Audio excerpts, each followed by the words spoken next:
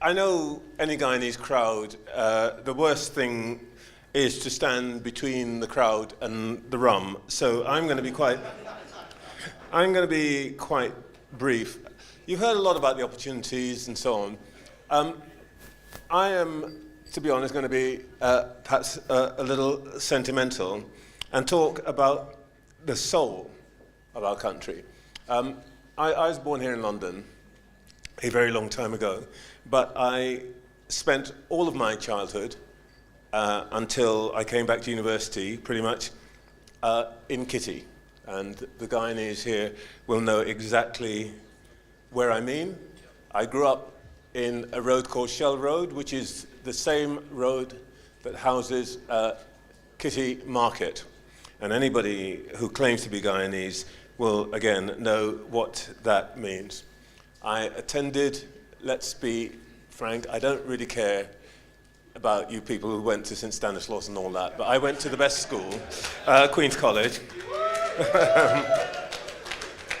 And my circle of friends, even now, more than half a century later, is still crowned by that group. When I was in Guyana 6 months ago, I was standing with my wife, who had never been to Guyana before, never met any of, well, she had met Stanley Ming, but she never met any of the other guys before.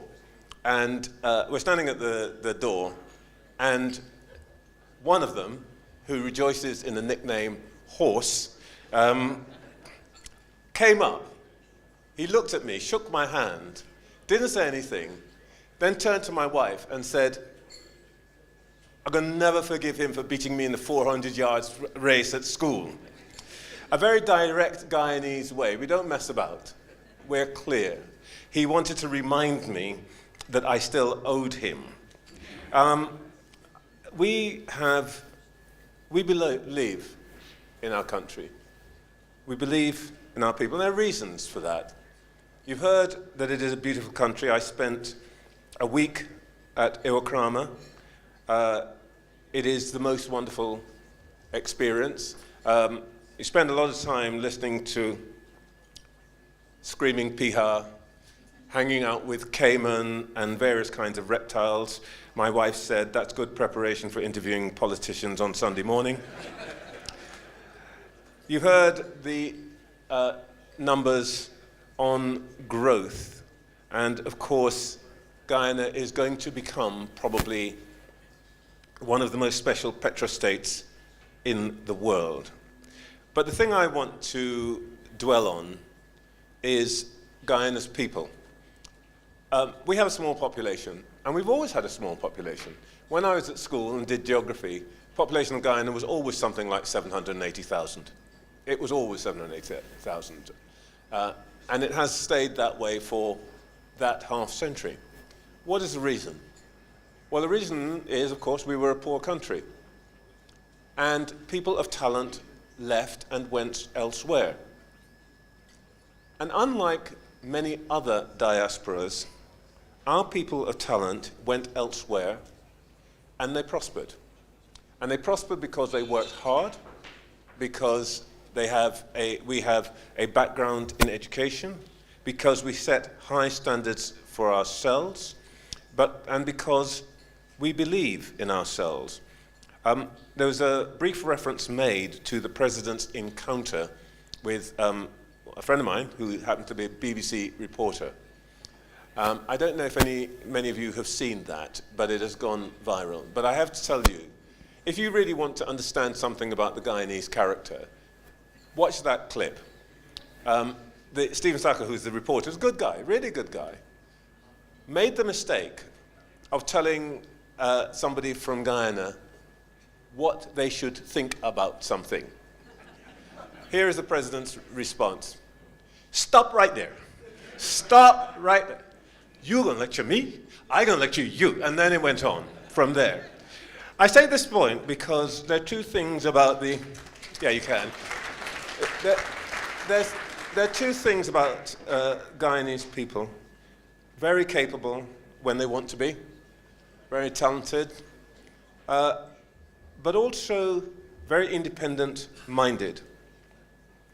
People will talk a lot now about the oil and gas. And of course that will potentially liberate the Guyanese spirit. But it is not the thing in and of itself.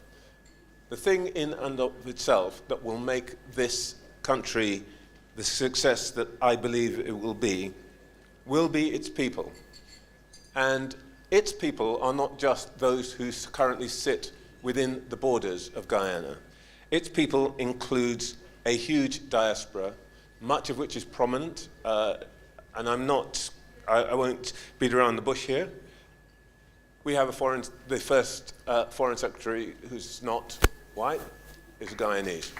The first leader of the House of Lords was a Guyanese. One of the largest, most successful minority businessmen in this country who raised the money to elect Keir Starmer, Lord Ali, is half Guyanese. We're going to forget the Trinidadian part, because if he was fully Guyanese, he'd be worth not 200 million, but 400 million. But the point I really want to make is, we are a successful crew. We've done well.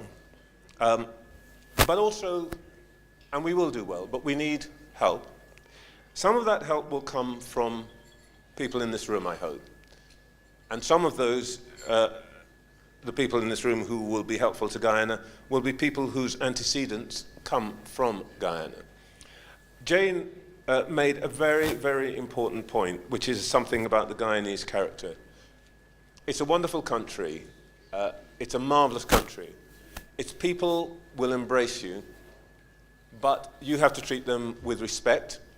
You have to understand their capabilities, and you have to be sure, and Mr. Ramsey made the point, that you can come and you can make money.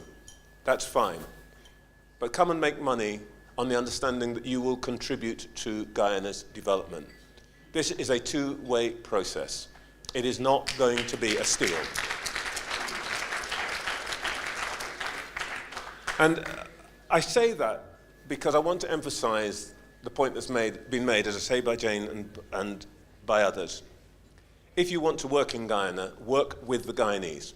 Bluntly speaking, find yourself a friend. Partly because that will help you, but also because if you do not understand the Guyanese character, and it's quite difficult. My friend over there, John Mayer, who's constantly producing books about Guyana, you can read his stuff, and that will help you a bit. But nothing will be as good as having the Guyanese on your team. And that is partly what the diaspora here will help you to do. Engage tonight. Talk to people. Get to know us. Try to understand us. And we can be funny. We can be a bit weird. And we will be suspicious. There's an old calypso called Man in Neighbour, which is basically, the story of which is somebody who never talks to his neighbour until he needs something, suddenly is called out by his neighbour. And the Guyanese will do that to you. But if you treat them with respect, if you love the country, if you try to work with us, then you will prosper. And the one thing I will say, lastly, I went back and spent some time, as I say, in the interior. That's my older relatives would call it in the bush. They wonder why I do that. Well, I'll tell you why I do that. It is because you can go to Guyana and then you can leave Guyana, but once you have encountered the real Guyana, it's never going to leave your heart. Thank you.